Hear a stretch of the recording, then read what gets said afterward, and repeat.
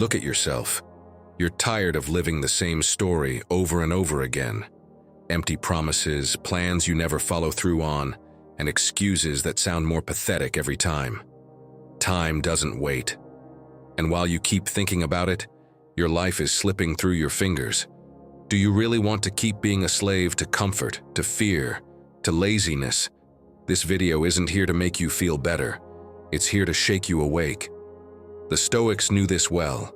The only thing that belongs to you is your action, not your words, not your intentions. So it's time to force yourself to act. Time to stop making up excuses and start moving. Because if you don't do it today, when will you? If you felt seen while listening to this, subscribe and stick around. We're not here to talk about theories. We're here to remind you that action is the only thing that will change your life. Tell us, what part of your life needs a real push for you to start taking action? And if you don't know what to say, just write this. I'm forcing myself to take the first step. 1. Your worst excuse lives inside you. Let me paint you a scene. One you probably know better than you'd like to admit. The alarm goes off in the morning. Not for the first time. It's been ringing for half an hour now. You open one eye and think about everything you said you'd do today. Get up early, go for a run. Finally make progress on that project you've been putting off. But instead, you swipe your finger and silence your phone. You roll over, convince yourself that 5 more minutes won't hurt. And by the time you realize it, it's late. You're rushing out the door and your day starts the same way as always. Winging it in a hurry, with that bitter taste of letting yourself down. Again. That's the fight you lose the most. Not against your boss, not the economy, not other people. You lose it every time you listen to that voice inside you. The one that tells you to wait, that there's still time, that now's not the moment. That voice that pretends to protect you, but really just keeps you exactly where you are. And if you think about it, the Stoics never talked about conquering armies or defeating external enemies. They talked about the hardest battle of all, the one you fight within yourself. Epictetus made it clear in his teachings. No one is free unless they master themselves. And mastering yourself doesn't mean doing whatever you want. It means doing what you know you should do, even when you don't feel like it. That's discipline. That's freedom. This is where excuses are born. Epictetus taught that we don't suffer because of what happens to us. We suffer because of what we tell ourselves about what happens to us. And that's exactly what you do every time you choose not to act. You turn laziness into a reasonable argument. You dress fear up as caution. You disguise inaction as wisdom. Your excuses aren't facts, they're interpretations. And when you treat them like truth, all you're doing is chaining yourself down. Now imagine another scene. You're sitting in front of your laptop. It's open. Right there is a blank file, where your project, your book, your business plan, or your resume should be. You stare at the screen. The blinking cursor feels like it's daring you to move. But instead of writing, you open another tab. Scroll through social media, watch a video. You convince yourself, I'm not ready yet. Minutes go by, then hours, and in the end, you close your laptop with nothing to show for it. Once again, you didn't lose to the world. You lost to yourself. The Stoics didn't leave any room for these mental traps. Marcus Aurelius reminded us that your life is shaped by the thoughts you repeat every day. If your mind is full of fear, your life becomes fear. If your mind is filled with excuses, your life becomes a collection of excuses. The question is simple. What kind of thoughts are you feeding yourself each day? Even modern motivational tools line up with what the ancients said. Mel Robbins talks about the 5-second rule. When you have an idea, an urge, or a decision you know you should act on, you count down from 5 to 1 and move before your brain has time to sabotage you. Because if you wait, your mind will stop you. Funny, isn't it? 2,000 years ago, Epictetus was already saying that it's not the events themselves that matter, but what we think about them. And now behavioral science proves the same. Your excuses show up in seconds, and if you don't act fast, they win. So what can you do to start breaking this cycle? Here's something simple but powerful. Grab a piece of paper and write down 3 excuses you use every week. Don't sugarcoat them. Write them exactly as they are. I don't have time. I don't know how. It's too late to start. Read them out loud. Listen to how they sound. Ask yourself if they're really true, or if they're just fear in disguise. Most of the time, it's not that you don't have time. It's that you don't prioritize. It's not that you don't know how. It's that you'd rather stay comfortable than try. And it's not that it's too late. It's that you don't want to face the fact that the perfect moment will never come. The next step is to pick one of those excuses, just one, and destroy it today. Not tomorrow, not Monday, not next month, today. If you think you don't have time, carve out 30 minutes right now and do that thing you've been avoiding. If you think you don't know enough, start anyway and learn as you go. If you're telling yourself it's not the right time, remember, it never will be. That's the Stoic spirit: action over paralysis, discipline over excuse. And to make it real, I want to give you a challenge. Tomorrow, when your alarm goes off, get up immediately. No bargaining, no overthinking, no mental negotiation. Just do it. One day. See how it feels to win the first battle of the day, the one against yourself. That small moment can be the start of a new chain, one where action speaks louder than your justifications. My friend, every excuse you accept is a signed surrender, written by your own hand. Every time you act, even when you don't feel like it, that's a win no one can take from you. So decide, do you want to keep writing excuses into your story, or start writing action? 2. A weak body drags down a weak mind. Have you ever asked yourself what the connection is between your body and your mind? You might think they're two separate things, the physical on one side, the mental on the other. But the Stoics left us with an idea that might surprise you. If you abandon your body, you're abandoning your mind too. Picture this: you start the day feeling heavy, foggy, unmotivated. What happens next? Your mind gets cloudy, decisions become harder, your motivation fades. It's not black magic, it's just a simple connection. Your body is the foundation everything else stands on. Really, think about it. How do you start your mornings? Do you get up feeling light, energized, ready to act? Or do you snooze the alarm over and over, drag yourself to the kitchen and rely on coffee to do the job your body no longer can? That start sets the tone for everything that follows. If your very first move is already a defeat, what can you expect from the rest of the day? The Stoics didn't care about having a perfect physique or chasing appearances. What they wanted was for the body to be an ally of virtue, not a roadblock. In their writings, training, movement, modest eating, and rest were seen as essential practices, not for pleasure, but because they laid the groundwork for inner strength. A strong mind in a weak body is like a gleaming sword sheathed in cardboard. Sooner or later it rusts. Think about how your average day feels when you don't sleep well. Your body complains, your head is foggy, you're irritable, and everything seems harder than it really is. That's exactly what the Stoics warned us about. You can't aim for inner mastery if you've let go of the basics. Now picture 2 paths. On the first, you keep doing what you've always done. You wake up tired, drag yourself through the day, need caffeine just to stay upright, and fall into bed feeling like nothing moved forward. On the second path, you make one small change, a 10-minute walk, drinking a bit more water, going to bed half an hour earlier. Doesn't sound extreme, right? But the difference is huge. Suddenly, you feel more energy, more clarity, more drive to act. Your mind steps up because your body stops holding it back. There are studies showing that regular movement doesn't just help your physical health. It improves mental clarity, memory, and decision-making too. And no, we're not talking about training like a pro athlete. We're talking about something as simple as walking, stretching, moving your body a little bit every day. In the end, the mind performs better when the body performs better. So here's a simple challenge for you. Tomorrow, before you check your phone, go for a 10-minute walk. That's it.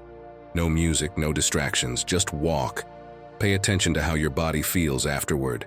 Then do it again the next day, and the day after. I'm not asking you to run a marathon or crush yourself at the gym. Just start moving your body as a sign of respect toward yourself. That consistency, even if it seems small, is the start of a discipline that spreads into everything else. But don't fool yourself. The excuses will show up. I don't have time, I can't today, I'll start tomorrow. And every time you listen to those excuses and obey them, you lose another battle against yourself. So be careful, because if you don't act quickly, your brain will take over and stop you with the same old justifications. And this is something the Stoics practiced constantly. Immediate action breaks the cycle of laziness and trains the will. Seneca said that if you neglect your body, your mind weakens too, and when your mind weakens, everything else falls apart. That's why he led by example. He practiced simple exercises, short runs, walks, jumps, lifting light weights. Nothing extreme, just what was necessary to keep the body awake and strong. He also recommended cold baths to build character and a modest diet to avoid sluggishness. He wasn't chasing luxury or appearance. He was preparing himself. In the end, your body is the first test of discipline. Every morning it puts you to the test and you choose. Give in to comfort or train your will. A choice as small as getting up with the first alarm or moving for 10 minutes might seem like nothing, but it can be the beginning of real change. Because when you learn to master your body, your mind starts to listen. That's what the Stoics understood, that caring for your body isn't vanity, it's responsibility. And that responsibility is what gives you clarity, energy, and strength to carry everything else. So now you know.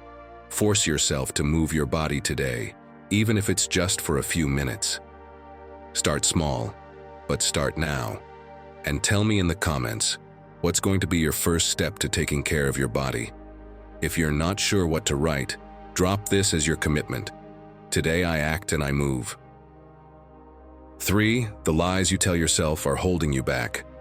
My friend, be honest, how many times have you repeated phrases like, I don't have time, I'm not ready, or I'll do it when the time is right?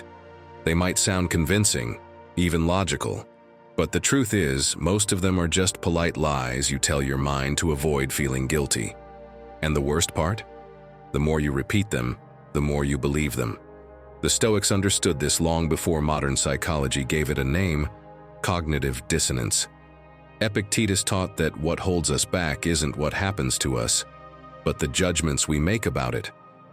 Your excuses aren't objective realities.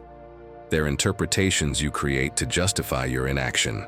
And when you accept those interpretations as truth, you chain yourself down. Think back to what we said about the body. If you don't move it, it weakens. Well, the mind works the same way. Every time you repeat an excuse, you're training your brain to give up before even trying. It's like you're reinforcing the habit of surrender, day after day. And a repeated habit becomes character. So ask yourself, do you really want your character to be that of someone who always justifies instead of acts? Picture this. You decide to learn a new language because you know it'll open doors for your career and personal life. You start with all the motivation. You download the apps, buy a fresh notebook, maybe even sign up for a course. The first few days you make some progress. Then the excuses creep in. I don't have time. This is too hard. What's the point if I don't live in that country? 1 month passes, then 6. A year later, you still can't hold a basic conversation. The problem wasn't the language, it was your own justifications. Now contrast that with someone who refused to play that game. Think of the writer Maya Angelou. Her childhood was marked by trauma and poverty. She had every reason not to write, to hide, to tell herself it wasn't the right time. But instead of giving in to those excuses, she wrote every morning, even when she felt her words weren't good enough. She didn't wait for perfect inspiration or ideal conditions. She acted with what she had. And in the end, her voice became one of the most powerful of the 20th century. That's where Marcus Aurelius hits us with a lesson like a hammer. Stop talking about what it means to be a good man, and just be one. In other words, stop justifying, stop planning, stop imagining. Just do it. Excuses are made of words. Character is built through action. Psychology reminds us that the mind will always look for an easy way out to avoid discomfort. If you know you should act but don't, your brain will invent an excuse so you don't feel bad. It's not that you're lazy. It's just that it's raining today and you can't go for a run. It's not that you don't want to study. It's that your environment isn't ideal. It's not that you don't want change. It's just that now's not the right moment. Do you see the poison? Not only do you avoid action, but you also convince yourself that you did the right thing. So how can you break this cycle? One thing you can try is the just a little technique. Instead of saying, I don't feel like working out, tell yourself, fine, but I'll just do 5 minutes. Or when you think, I don't want to study, say, I'll just read 1 page. The funny thing is, once you start, the resistance fades. The hard part isn't doing it, it's starting. Are you tricking your brain a little? Yeah, but it works, and that's what matters. Also, put a price on your excuses. Make every excuse cost you something. For example, write down each excuse on a piece of paper and put it in a jar. At the end of the week, look at them and ask yourself, were they really valid or just fear in disguise? Or take it further. If you say, I don't have time for this, set aside a small amount of money and use it to invest in a course, a book, something that pushes you forward. That way, every excuse becomes an uncomfortable reminder of what you could have done, and be brave. Ask yourself the question that hurts the most. What kind of story am I writing with my excuses? Because every time you say, I can't, you leave a blank space in your life. Every time you put off what you know you should do, you strengthen the version of you that never changes. My friend, the decision is simple. You can keep feeding those comfortable lies that keep you stuck, or you can start facing them with action today. Because every excuse you destroy through action is a win against yourself. So let me ask you directly. Today, did you train your mind with actions, or did you just fill it with excuses? 4. A sharpened mind opens every path. Imagine the most feared warrior in the kingdom. He wasn't the tallest, not the strongest either, but he had something that made him unbeatable. A sword so precise, it could cut through anything with a single strike. Every battle was a spectacle. People watched in awe, enemies trembled before the blade even left its sheath. At first, that warrior treated his weapon like a treasure. He sharpened it every day, cleaned it with care, trained his moves until his arms seemed to move on their own. But over time, pride blinded him. A sword like this will never lose its edge, he thought. So he began to leave it untouched. One day without training turned into a week into a month. And eventually the sword was forgotten, covered in dust, locked in a sheath he barely opened anymore. Until the day came. A challenger appeared, young, determined. The warrior smiled confidently, drew his sword, and attacked. But instead of the sound of metal cutting through the air, there was a harsh screech, the dull grind of a blade that had lost its edge, too blunt to slice even the wind. The sword that once made him invincible had become a burden. He didn't lose it in battle. He lost it in silence, through neglect. Now tell me, don't we do the same with our minds? We're born with a tool capable of solving, creating, enduring. But if we don't train it, if we don't use it with intention, if we let it rust in distraction and laziness, one day we realize it doesn't respond anymore. And when the real test arrives, it's too late to regret it. The Stoics understood this well. Epictetus said, "Only the educated are free." And he didn't mean collecting degrees or trivia. He meant training your mind to master itself. A weak mind becomes a slave to fear, to impulses, to the opinions of others. But a strong mind can withstand adversity and choose its own path. Now think about yourself. How much time each day do you spend training your mind? Do you use it to create, reflect, learn? If you look closely, everyone who's successful does. Carl Sagan, the famous astronomer, didn't just stare at the sky. He trained his mind with constant questions. Every idea that came his way, he tested it, challenged it, tried to understand it from different angles. That discipline of thought turned him into a brilliant communicator, able to inspire millions. It wasn't about natural talent. It was about exercising the mind, day after day. So, how do you sharpen your mental sword? It doesn't require grand gestures. You can start with something as simple as reading 10 minutes of a book that challenges you, not just entertains, or writing down one idea every night before bed, or questioning the first news headline you see instead of accepting it at face value. These are small actions, but each one is a sharpening stroke on your blade. And here's something curious. Your brain will try to stop you. Just like when you try to move your body and the excuses show up, you'll feel resistance when you try to train your mind. That discomfort is part of the process. Seneca knew it. He valued mental exercise as much as physical, and modern science confirms it. Your brain is always looking to save energy. That's why you have to force it to act, even in small ways. Here's a practical challenge. Tonight, before you sleep, write down a question you don't know the answer to. It can be about life, about yourself, about the world. Tomorrow, spend a few minutes researching or reflecting on it. Do this for 1 week and watch how your mind starts to wake up. This simple habit breaks the cycle of passive consumption and forces you to think actively. My friend, don't forget this. Your mind is the one thing that will always stay with you. You can lose money, relationships, jobs, but your mind will be with you until your last breath.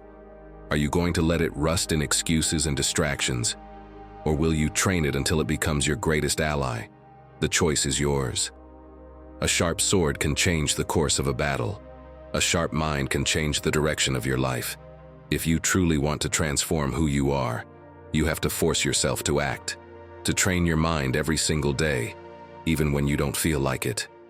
That's the only path to inner freedom. And I want this to be our shared commitment as a community. If you've made it this far, leave this phrase in the comments: I force my mind to act. That's how I'll know you're not just listening silently, but that you've already taken the first step to keep your sword sharp. 5. Eliminate the voices that distract you. The Stoics had an obsession, inner calm. To them, it wasn't a luxury or decoration. It was a necessary condition for living well. You could be surrounded by shouting in the marketplace, rumors in the town square, political debates in the Senate. But if your mind remained serene, you were still free. And now I ask you, can you say the same about yourself today?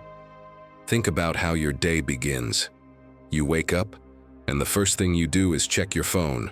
1 notification, 2, 20. Messages, headlines, social media, ads. Your mind, still half asleep, gets hit with its first wave of noise. You've barely had breakfast, and you've already read 5 alarmist headlines, seen a perfectly staged photo from someone's life and compared it to your own, and overheard 2 or 3 complaints on your way to work. Before the day even begins, your head is full of voices that aren't yours. Now imagine for a moment that all of that became real. You walk into a room and around you are dozens of people yelling, "Look at this breaking news. See what this influencer is doing. Buy this now." You're not enough if you don't have that. Voices that won't shut up, that follow you wherever you go. How long could you stand in that room? Probably not long. You'd run out. And yet, that's what you allow into your mind every single day. Psychology explains this well. Our brains aren't built to handle this much information. They get overloaded. They lose the ability to filter. It's like trying to write on a sheet that's already full of scribbles. No matter what you try to add, everything becomes a blur. The more noise you consume, the harder it is to focus on what truly matters. And that mess turns into anxiety, fatigue, and the constant feeling of being alive, but never really present. The Stoics saw this coming centuries ago. Seneca wrote, "Part of happiness is not wanting things you don't need." And tell me, do you really need to know what some stranger had for breakfast on social media? Do you really need to stay updated on the latest meaningless controversy of the day? Does your mind really need to stay switched on 24/7, absorbing information that changes nothing in your life? Of course not. But every time you accept that noise, you're weakening your ability to think for yourself. Now picture what a day without all that noise would feel like. You wake up, and instead of reaching for your phone, you take a deep breath. You feel your body. Give thanks for the new day. You sit down to breakfast. No TV, no headlines, just a quiet meal, paying attention to the taste. You walk outside without headphones, listening to the wind, people's footsteps, your own breathing. At lunch, instead of doom scrolling through the news, you stay present. Later, when the urge hits to open social media, you ask yourself, do I really need this, or am I just looking to escape? And at night, instead of getting lost in endless videos, you write a few lines about what you learned today. So now you know. Try just one day of mental detox. One day where you choose not to fill your head with junk. One day where you clean out the room in your mind, so it stops feeling like a noisy marketplace and starts feeling like a calm space where your own voice can be heard. Marcus Aurelius practiced this through his meditations. He didn't write them to publish or to impress. He wrote them to organize his mind, to filter out the world's noise, and focus on what truly mattered. That act of writing was his way of clearing the clutter and regaining control. And if it worked for an emperor surrounded by soldiers, politicians, and flatterers, how could it not work for you? My friend, in a world that never stops shouting, true courage lies in choosing silence. Every time you decide to shut out the noise, you train your mind to focus on what matters. And that's the key to this message. If you truly want to change your life, you have to force yourself to act. And no action is possible in a mind crowded with other people's voices. Clarity is born from silence, and silence only comes when you make space for it inside yourself. The choice is yours. Keep living with your head like a room full of shouting, or start clearing it out so your own thoughts finally have space to breathe. Just remember, silence isn't absence, it's power. 6. No one will believe in you if you don't believe in yourself first. Let me ask you something. What happens if you don't bet on what you're capable of? The answer is tough. No one else will do it for you. Not your friends, not your family, not the world.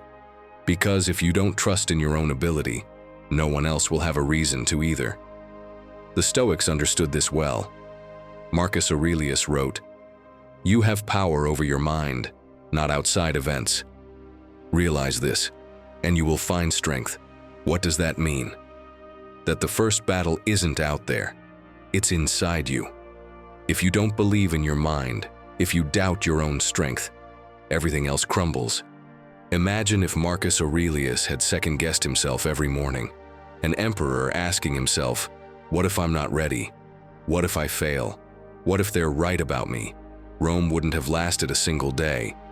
But he understood something critical. The strength of a leader begins with how he speaks to himself, not with what others say.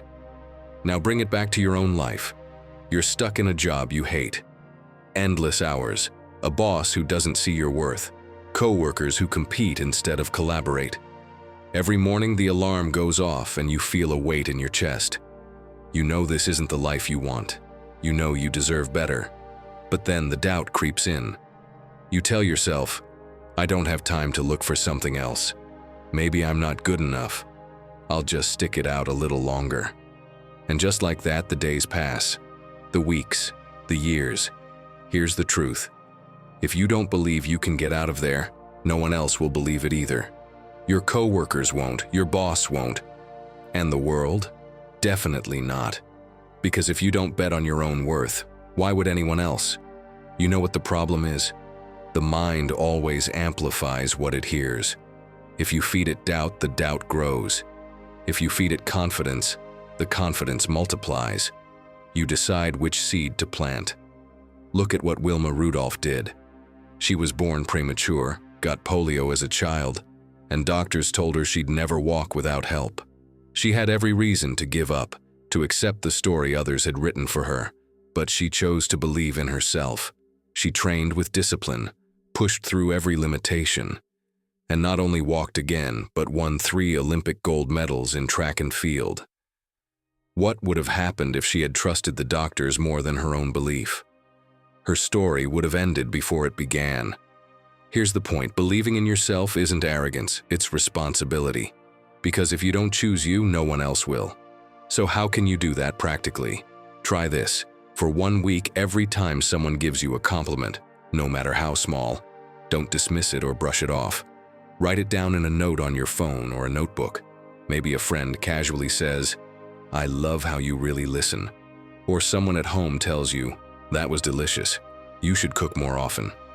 We usually respond with, "Hey, it's nothing." But it is something. Those comments reflect real qualities you tend to overlook or minimize. At the end of the week, read them all together. You'll notice that people around you already see things in you, things you've stopped seeing in yourself. That outside reminder can help you begin believing in what's already there, even if you've forgotten it. And at the same time, do the opposite with your negative thoughts. Every time you catch yourself saying, "I can't," or "I'm not good enough," write it down too. But immediately turn it into a small action. If you think, "I can't find another job," write instead, "I'll check just one job listing today." This way, you train your mind to move from doubt to action in the moment. The Stoics had their version of this too. Marcus Aurelius wrote to himself every day, reminding himself who he wanted to be and how he needed to act. He wasn't doing it for others, he was doing it for himself. It was how he trained his mind and held on to confidence in the face of leading an empire. Really think about it. If you don't bet on yourself, who will? Every step you take with confidence opens a new path. Every doubt you feed closes a door. The decision is in your hands, to keep believing more in other people's fears, or to start building your best self from the faith in what you're capable of. Start today. Choose you. 7. Peace isn't found, it's built by your actions. The Stoics never waited for calm to come from the outside. They knew that if they placed their peace in the hands of fate, they'd lose it the moment life threw its first punch. Epictetus put it simply, "Men are not disturbed by things, but by the view they take of them." He wasn't talking about resignation, he was talking about construction. Serenity isn't a gift, it's something you build every single day. Picture this, you're at a family dinner, everything's going fine until, in the middle of the conversation, you make a comment that someone misinterprets. An uncle responds with sarcasm, another one laughs. The chat moves on like nothing happened, but you can't let it go. You get home and your mind starts the trial. Why did I say that? They probably think I always say dumb things. I should have just kept quiet. Over and over you replay the scene, as if rewatching it might somehow rewrite it. The funny thing is, no one else thought it was a big deal. But your mind turned one tiny moment into a never-ending battle. That's what steals your peace. Not the dinner, not the comment, but the internal noise you never learned how to stop. Here's the uncomfortable truth. Peace doesn't show up when your circumstances get better. Peace begins when you choose to act in spite of the chaos. If you can't find even a moment of calm in the middle of what you're living through now, you won't find it when things change either. Because peace isn't the result of your environment. It's the consequence of your inner discipline. Marcus Aurelius practiced this every night while writing his meditations. Surrounded by war, political tension, and constant pressure, he carved out a few minutes of silence to clear his mind. That simple daily gesture was how he created peace in the middle of the most chaotic empire in the world. If he, carrying that weight, could force himself to do it, what's stopping you? It's time to force yourself to act, and to act right now. When you get home, sit in silence for a few minutes. Close your eyes, breathe, and listen to the noise in your mind begin to settle. Don't underestimate that act. It's like letting the dirt in a muddy glass of water sink, so the water becomes clear again. That moment of stillness is the start of your peace. Then look at how you're spending your energy. If you're constantly cursing the traffic, your co-workers, or the weather, you're handing your serenity over to things you can't control. Do the opposite. Focus your energy on what does depend on you. Maybe you can't change your boss, but you can change how you respond. Maybe you can't stop the noise in your office, but you can choose what to do with your free time. Every choice is a brick in the foundation of your peace. And don't forget this, Gratitude is another way to build calm. It's not about forcing yourself to see everything in a positive light. It's about training your attention to recognize what is already there. Something as simple as your child's smile, the warmth of your morning coffee, or 5 minutes of silence before bed. That shift in perception changes everything. Because when your perception changes, your peace changes too. My friend, stop waiting. If you keep believing peace will arrive on its own, you'll spend your whole life chasing a mirage. Peace isn't a prize you get at the end of the road. It's a decision you make every day. And if you truly want to change your life, you have to force yourself to act, to create moments of stillness, to let go of what you can't control, and to recognize what you already have. That's the Stoic way to live with calm, not because the world is easy, but because you've learned to master yourself. Now tell me, what disturbs your peace the most in daily life? And what do you do to get it back? Share your trick in the comments. Let's help each other learn new ways to build calm in the middle of the chaos. 8. Time is your harshest judge. Imagine you're standing in a courtroom. In front of you sits a stern-faced judge, calmly reviewing every one of your actions. He doesn't speak much. He doesn't shout. He doesn't give second chances. He just watches, waits. And when the moment comes, he delivers his verdict. That judge is time. You can't bribe him, you can't fool him, and you can't ask for an extension. He always collects what he's owed, and he does it by taking the most valuable thing you have, your life. Seneca refused to be dragged into that courtroom unprepared. He didn't wait to stand before the judge of time to realize his mistakes. In his letters to Lucilius, he reminded us that life slips away while we postpone it, that every wasted day is a failure in our own defense. For him, the only strategy was to stay ahead, to choose how to use his hours before the judge came to claim them. Think about an ordinary moment. You sit down at your computer at 9 in the morning to work on an important project, but then an email comes in, then a notification, then a video you'll just watch for a minute. When you finally lift your head, it's 11, and you've done nothing. Time, relentless as ever, has already passed its sentence. 2 dead hours, 2 hours you'll never get back.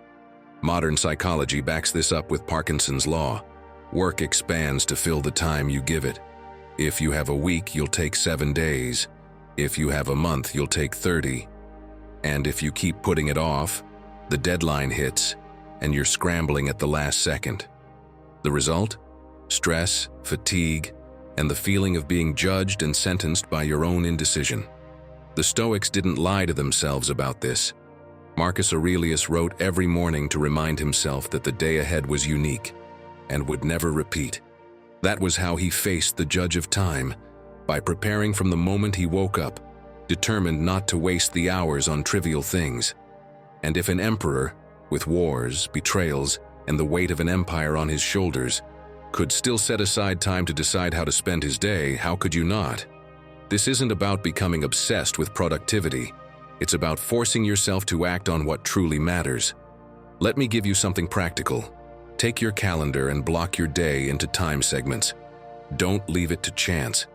If you have 2 free hours, decide in advance how you'll use them. Write it down. From 9 to 11, work on this project. From 11 to 11:30, break. From 11:30 to 1, emails. It doesn't matter if it's on paper or an app. What matters is that your day is broken into concrete blocks. That one small act changes everything. You stop improvising. You stop showing up to the courtroom unprepared, and instead you tell time how your day is going to go. Not the distractions. You.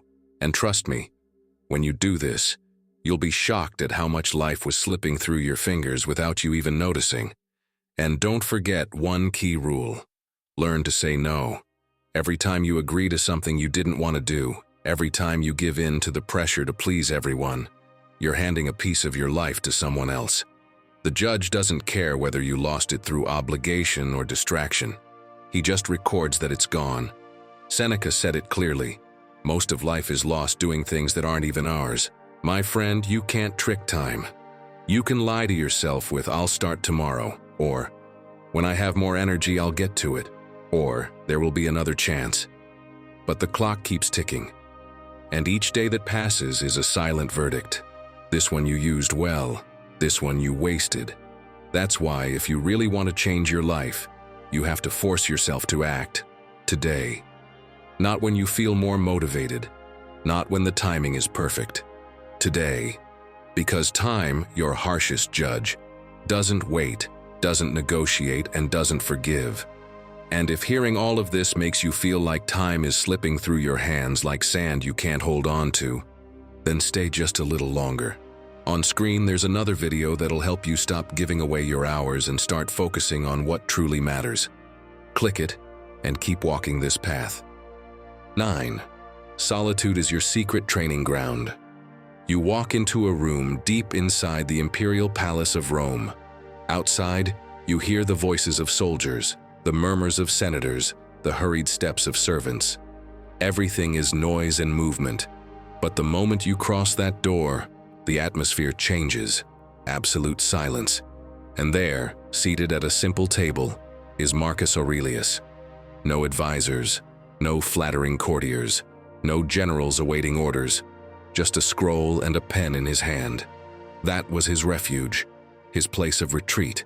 While ruling the most powerful empire on earth, he forced himself to find moments of solitude, not to escape, but to build calm in the midst of chaos. In those pages, he poured out his fears, his doubts, his most intimate thoughts. And there he wrote, "Nowhere can man find a quieter retreat than in his own soul." Now step out of that room and back into your own life. Ask yourself, what do you do when silence finds you? Do you accept it, or do you drown it out with noise just to avoid hearing yourself? Put yourself in this situation. It's Saturday night, you're home alone. You check your phone, no messages. You open social media. Everyone else is out, traveling, surrounded by people. You close the screen, and silence hits you like a wave. You feel the weight of loneliness, as if it's a punishment you didn't ask for. But here's the twist. Solitude isn't your enemy. The problem isn't being alone. It's what you tell yourself in that silence. Schopenhauer said it bluntly. Many fear solitude because they can't stand their own company. And he was right. We surround ourselves with noise because facing ourselves is uncomfortable. We'd rather fill the room with background music, endless notifications, mindless chatter, anything but sit face to face with our own thoughts. But right there, in that space we avoid, lies the key. What you avoid the most is usually what you need the most. Think of it as training. Solitude is that invisible gym where you don't lift weights, but you build character. If you can be with yourself without feeling empty, you become unshakable, because you no longer choose company out of fear, but from a place of strength. You no longer accept just any relationship to cover up the silence, because you've already learned to enjoy your own presence. How do you train that? It doesn't mean isolating yourself or living like a hermit. It starts with small actions that turn solitude into practice. Plan a date with yourself. Yes, you heard that right. Go to that restaurant you like and enjoy every bite, without the shield of your phone. Savor the food as if it were your first time tasting it. Or go for a walk. No headphones. Listen to your footsteps. Feel the air on your skin. Notice the details you usually miss when you're distracted. Or try going to the movies alone. Pick the film you want, buy your ticket, and sit down without caring what anyone thinks. You'll realize that no one's paying attention to you as much as you think they are. And my friend, I want to challenge you. This week, do something alone that you'd normally only do with someone else.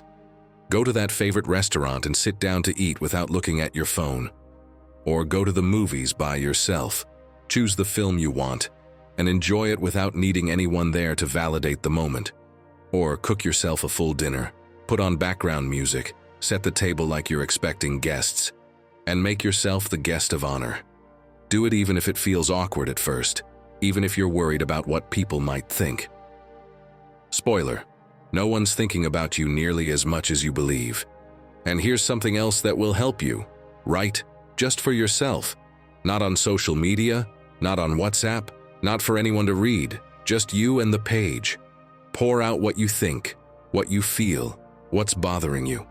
It's the same thing Marcus Aurelius did in his meditations. By writing it down, what once seemed like a huge monster in your head becomes something you can look at, understand, and shrink down to its real size. Like murky water settling, clarity comes with stillness. My friend, if you truly want to become your best self, you must go through this training. You can learn discipline, build confidence, manage your time. But if you can't stand your own company, it will all eventually fall apart. Solitude isn't a punishment.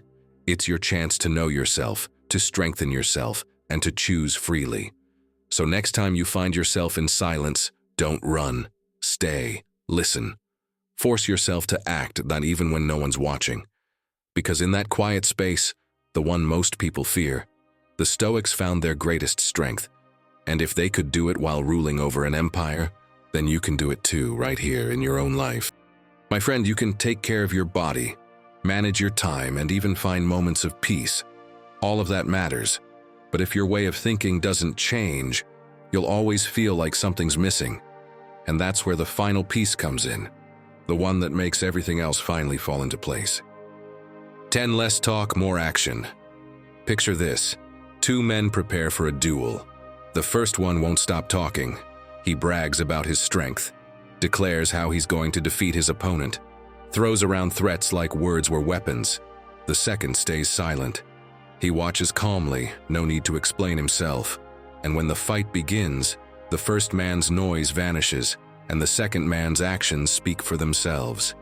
That image captures something the Stoics repeated again and again. Too many words weaken you. Silent action makes you unstoppable. Epictetus put it bluntly. Don't explain your philosophy. Embody it.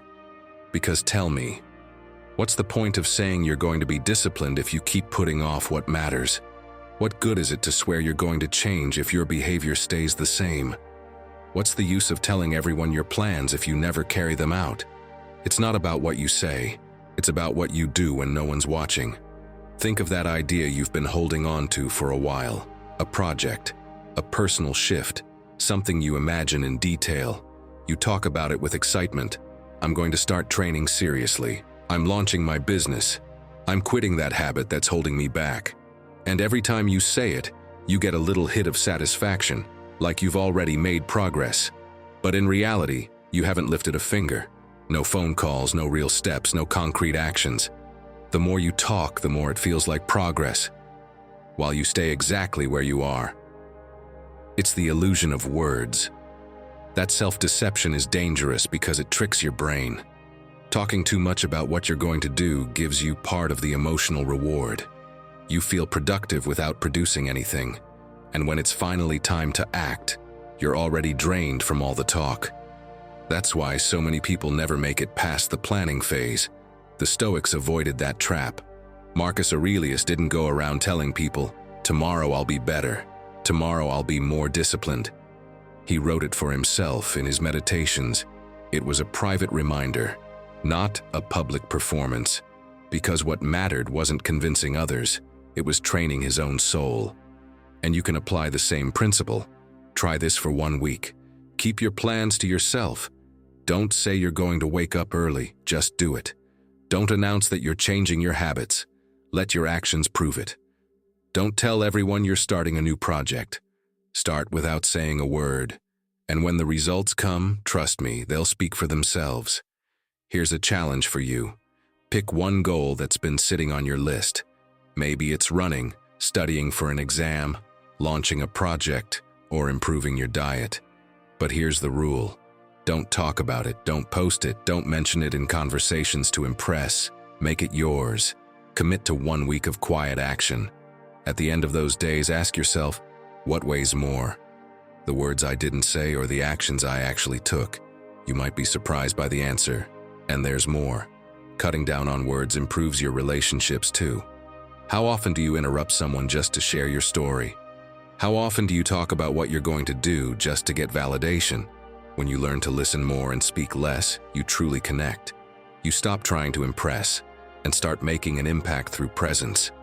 And when you do speak, your words carry weight, not noise, but essence. Social psychologist Robert Cialdini explained it another way. The more publicly you announce a commitment, the more likely you are to feel like you've already done it, even if you haven't done a thing. That's why people promise and promise but stay stuck. Talking too much relieves pressure, but it also kills momentum. My friend, remember this. Your best self isn't built with speeches. It's built with actions. If you want people to notice, don't say it. Show it. Let your changes be seen without announcement. Let your discipline speak without showing off. Let your results be the only proof anyone needs of what you're capable of. Because in the end, words fade, but actions leave a mark on you and on the people around you. The question is simple. Do you want to fill the air with promises or leave a trail of results? The choice is yours. This video isn't about dreaming or speaking beautifully. It's about forcing yourself to act. And if you really want to make an impact, start doing it in silence. Every day is a chance to show, through action, who you are and who you want to become. Don't wait for the perfect moment, because it never comes. Your best self doesn't just show up one day. You build it, with every decision, every habit, and every time you choose to act instead of getting distracted. If you've made it this far, make it known in the comments. Write, "I build my best self." Reaching the end of this video is no accident. It means something in you wants to grow, and that already sets you apart from most.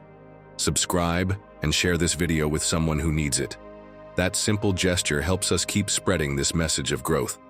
On screen, you'll find a playlist to go even deeper. Click and let's keep learning together.